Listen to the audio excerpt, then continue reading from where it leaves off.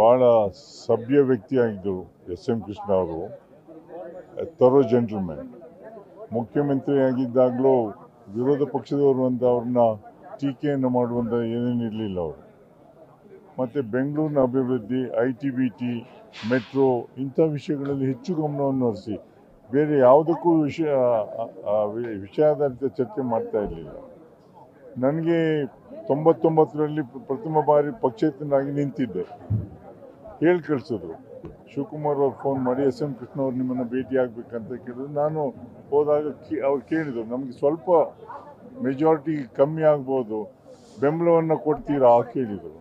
ನಾನು ಅದಕ್ಕೆ ಕೇಳಿದೆ, ಇನ್ನೂ ರಿಸಲ್ಟೇ ಬಂದಿಲ್ಲ ಸರ್, ನಾನು ಹೇಗೆ ಹೇಳಲಿ ಅಂತ ಕೇಳಿದೆ ನಾನು.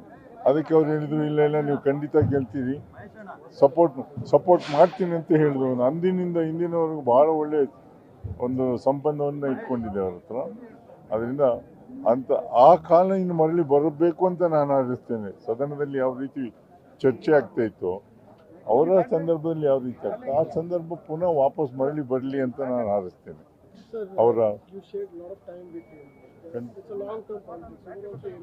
ಹೌದು, ನಾನು ಅವರು ಮುಖ್ಯಮಂತ್ರಿ ಆಗಿದ್ದಾಗಲೂ ವಿರೋಧ ಪಕ್ಷದಲ್ಲಿ ಪಕ್ಷೇತರ ಸದಸ್ಯನಾಗಿ ಕೂತಿದ್ದೆ.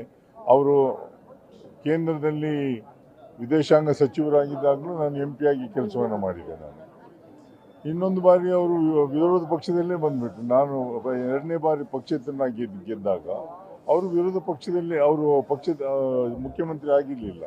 ಆದರೆ ಅವರ ಸಂಬಂಧ ಶಾಸಕರ ಜೊತೆ ಏನಿತ್ತು ಅದನ್ನು ನೆನಪು ಮಾಡ್ಕೊಳ್ತಾ ಇರಬೇಕಾಗ್ತದೆ. ಯಾವತ್ತೂ ಒಬ್ಬ ಮುಖ್ಯಮಂತ್ರಿ ಯಾವ ರೀತಿಯಲ್ಲಿ ಸದಸ್ಯರನ್ನು ತಗೊಂಡು ಹೋಗಬೇಕು ಮತ್ತು ರಾಜ್ಯದ ಬಗ್ಗೆ ಯಾವ ರೀತಿಯಲ್ಲಿ ಅವರು ಹಿತವನ್ನು ಕಾಪಾಡಬೇಕು ಅನ್ನೋದು ಅವರನ್ನು ಕಲಿಬೇಕು ಅಂತ ನಾನು